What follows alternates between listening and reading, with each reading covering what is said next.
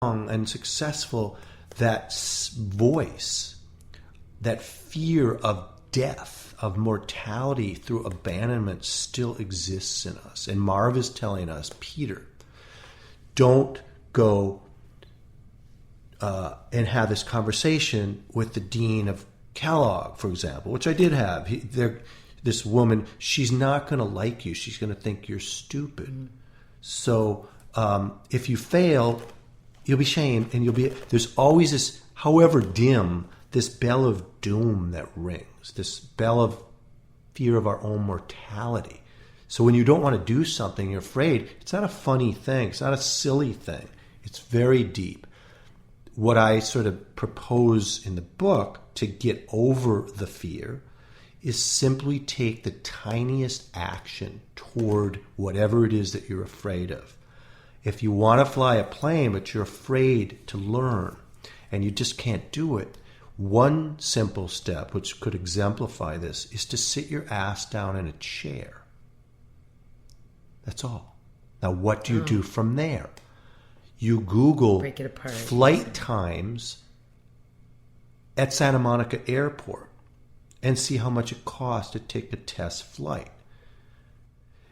Literally sitting your ass in a chair, or whatever that means, that tiny component of taking initiative on any action, is so key. And it's infinitely distant from mulling an idea over and over and over again, which is what we all do when we're afraid. But once we take action, this Marv character, majorly afraid of revealing vulnerability, sits back and goes, Becca is doing her thing. Cool. Marv doesn't want us to fail. He's trying to protect us. If there was a giant ocelot coming to kill us, Marv would be the one to save our asses. He would take the lever that controls the adrenaline, would be out. But 99.99 ad infinitum % of our lives, we don't need that kind of protection, thank God. And he's overworking. He sees you taking the first steps towards some fearful task and says, oh, cool, Becca's doing her thing. Oh, I'm good. She's good. I'm good. I feel like I'm sitting with my shrink or something. Yeah, that's if I had a shrink. If you had a shrink. I had a shrink for many, many years, and I learned so much from him. It was more about education at some point than it was therapy. Which don't they say that you just do most of the talking? Well, I mean, and then he talked figure it out. Oh, did he? But it was a very expensive, curriculum because sounding board or whatever. Yeah, at some point I'm like, we got to stop this. But I think a lot of the things that underpin my big muse stuff come from this guy. He's an LA guy. He's an older guy, nice. Very brilliant. His name is Joel Adelman. I'll credit him in the book as well. When's that book coming out? You said October 2016. Okay, October. Cool. All right. So art. I until I started to learn about you this week more than what I thought I knew of as a kid. You are an artist, and I actually like most of your art, which is hard to come by for me. Yes, it's hard for everybody. So it's pretty awesome. But where did that come from? Was it you didn't like somebody was doing an album cover, so you decided to draw it yourself? It proceeded way before. It was way before my music. It was way before music. Oh, was it really? Little kid. Like as a kid? Oh, I brought you stuff to color with. Oh, I still do it. I still do. I do art periodically, and I'll go through places where I'm just like, I'll stay up nights and I'll just go crazy and go for like a month or so, and then I'll put it away. But I used to do this whole thing called Glurchville, where I was probably like 5, and I would make this whole universe in my head of these characters called Glurches. They were sort of dinosaur dragonish, and they would have a whole town with a jail and a store, and I remembered part of it was drawing, but part of it was like creating my own little movie. So I was so inside that universe. I was like, if they were swimming, I was swimming with them. And whatever I wanted to happen, I would just sort of draw. So it wasn't so much about drawing. It was more about storytelling through the means of, method of drawing. Cool. So we are at our time, but I don't like that. And I know that you probably have a ton more to tell me. But we're going to have to prolong that for another time. We have to. But there's one thing that I was really interested in. Rabbi Feller was someone that was a big part of your spiritual life at the beginning. I don't know if you still talk to him. Yeah, I do. I mean, he was a big part as a sort of more of a conduit. Where'd you meet him? How did you come across him? I think one of my cousins brought me to see him. Cool. It was a funny thing. He said, hey, I want you to meet this guy, Rabbi Feller. And I don't know, maybe I was like 15 or something. I had no contact with observant Judaism. And just, so the listeners know, I totally Shabbat observance and all the Chagim. I wore a tallis. I put on tefillin every day. And, I daven 3 times a day. The whole thing. At the time, I wanted to see Rabbi Feller because I just was interested in it. I was not biased against it because I never knew anybody that was totally observant. I just wasn't. You didn't. Didn't think I did. If I did, I didn't know it. I knew almost no one that kept kosher. It just was like, to me, it was like a pristine thing and a Shalom Aleichem story. So I met Rabbi Feller, and I said to him at the outset of the thing, I said, I'm not being rude, but I just need to tell you, I don't believe in God. So, whatever you're going to say, it's kind of for naught. And the coolest thing he said was, or more what he did, was, it meant nothing. He goes, you can still put on tefillin. It meant that I say I don't believe in God, which is like the old Hasidic story. Somebody comes and he's smoking and eating a ham sandwich on Yom Kippur, and a famous Rebbe comes by, and he says, Rebbe, I'm doing this stuff. I don't believe in God. And the Rebbe looks at him in complete understanding, and he goes, look, the same God you don't believe in, I also don't believe in. Mm-hmm. The anthropomorphic construction of God that you've made for yourself is rejectable, and I reject it as well. And I had come to see that my sort of paradigm of divinity or God, even to hold one is wrong, because if it's unknowable, anything you hold is already going to be wrong.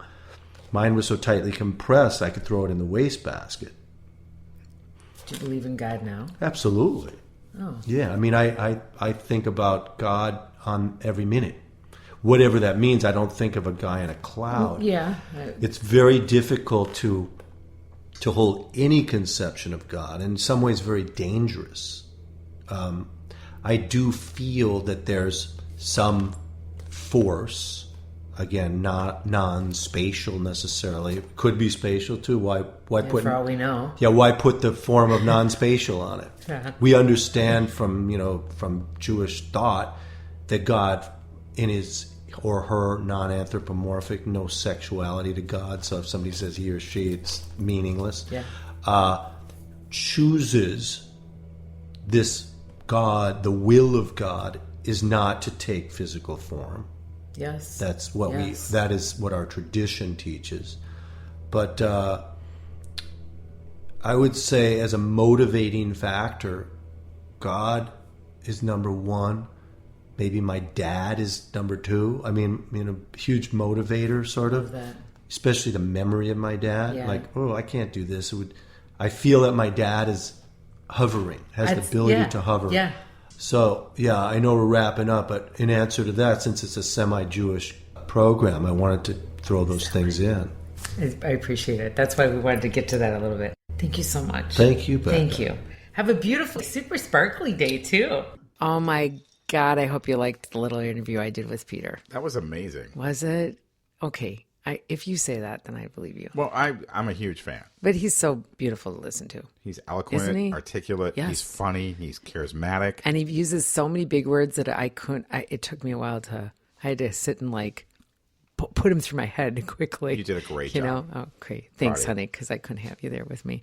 But I think it's time to play a little kosher, not so kosher, because I wanted to play with Peter, but he had a very tight schedule. Sure. So I couldn't play with him. So I'm going to play it with you. So I want to know if leg warmers are kosher or not so kosher. For sure they're kosher. Are they? I think so. And when you live in the polar vortex called Minnesota, you need that shit, right? You do. Absolutely. That's like silly not to have that. It's true. I tend to agree with you, but I tend to think now I don't feel like they're so kosher. Lately, I don't see a lot of yitters wearing them, so I'm not sure. That was a flash dance kind of era. It was. Right? It was all I lived for. The multicolor, yeah. Yes, absolutely. Yeah. Now it's just yoga pants. Yeah. Now it's just yoga pants. You love those things. Okay, don't get me with started. a little tight underwear underneath Oh, it. God, help us.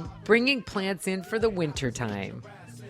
So kosher. Is it? It's such a yid thing. Isn't it? Oh, my God. I We're know. going to Florida. Can you come over 3 times a week? I'm going to need you to get the mail and water the plants. Super Because we have to kosher. save them. Hey, I'll tell you, in the springtime, when you look out on my deck, it's filled with flowers. Yeah. The stuff that I took nice. care, that I babysat all winter long. It's wonderful. Okay, a light up menorah or electric menorah? Wait a minute. Oh. Like one of those plugins? Yeah, No, I think that's sort of Gentile. Interesting. If you're not lighting it, you're not in it. Well, actually, by law, by Jewish law, but not law, by customs more so, it's not really legit. You got to Really? actually light, yeah. But I got to say, it is would you know where they kind of pretty much came from was like the Floridians use them. The Floridians. They love them. Sure. Maybe because it's so hot down there, they don't want to light any more fire. Totally They're makes helping sense. the global warming, right? Totally makes I don't know. sense. Maybe not. Okay. How about olive oil or vegetable oil when you're cooking your latkes? I would have to say that vegetable oil would be more kosher, Okay. right? Actually, olive oil is. I don't get it. Well, because that's where this whole thing originated from. For real? Because, Hanukkah's about the olive oil, man. Oh, my bad. But, if you want to keep low calorie down, you'd be using the veg. Knock, to knock. keep the calories down. Knock, knock. Knock, knock. Who's there? Olive Who? juice. Oh, no. That was, okay, Bobby, that was like, Okay, wait, I had another one. Okay, low-fat sour cream for your latkes. Super not so kosher. Isn't it? I think that's just Okay, a I'm lame excuse not to put on some, winter pounds. I could totally see, Jewish people doing that. Okay, honey, I've got the they're going to take the latke that's super fattening, and then they're going to put this super, some low-calorie shit on it. That's Tastes filled like with chemicals. crap. Yeah, it does. And you want to know absolutely. something from what I've learned with all my things lately? That the real stuff is better for you than the fake stuff. That's true. So It there is. you go. It has, actually. Okay, I don't know if you had any, but I do have one more. Sure. Okay. So when you go on the plane and they offer you snacks, do you take extra snacks so that you can fill your bag up? So in case the plane crashes, you would have the snacks is kind of how I go for it. But do you think that's kosher or not so kosher? I think it's very kosher. Isn't it, right? I think it's super My appropriate. bag is filled with so many treats. And then I bring treats to my flight attendants. I bring little bags of candy and chocolates and stuff for them. And then they douse me with extra treats. My family looks at their little watch and they go 3, 2, 1, Subway time, and Subway they time. take their Subways out of their carry-on. And it's like the whole plane's going. That's pretty fucking That's brilliant. funny. That's right? funny. I love that. Okay, so do you have any for me? If you don't, it's okay. Do you have any? I just want to give you one last chance. It's Sure. Hanukkah. Is there I'm gonna anything go you with- want to throw in there? Yes. Okay, Disney because you're so good at it. character yarmulkes. Wow. Kosher or not so kosher? I think it's kosher. Tell us We why. need to talk about them. Oh, I thought I said it fast enough. Sorry, I didn't. Survey says. I think, it could go either way. It could. But sure. have you seen that before? I have. I know people who are all about Wow. Disney, Yiddish, Judaica. That's crazy. Yes. That's crazy. All right, so we just have a few more things I want to talk about. Cool. We need a little juicy news. Unless you had things that you wanted to, throw in there. Oh my gosh. We have Twin Cities' largest Hanukkah party. Family celebration, St. Paul JCC, this Saturday, December 12th from 6 to 8. After that, it gets a little crazy. Sorry. It's stpauljcc.org.